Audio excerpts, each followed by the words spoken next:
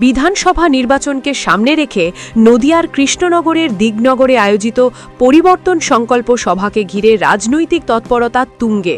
সভায় যোগ দিতে হেলিকপ্টারে করে নির্ধারিত হেলিপ্যাডে অবতরণ করেন দেশের স্বাস্থ্য ও পরিবার কল্যাণ মন্ত্রী জগৎ প্রকাশ নাড্ডা। এদিন তার আগমনকে কেন্দ্র করে ছিল কড়া নিরাপত্তা ব্যবস্থা।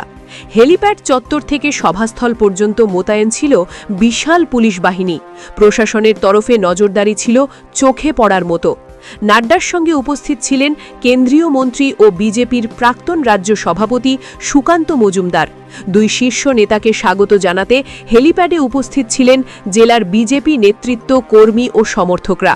হেলিপ্যাডে নামার পর সেখান থেকে সরাসরি সভাস্থলের উদ্দেশ্যে রওনা দেন তারা।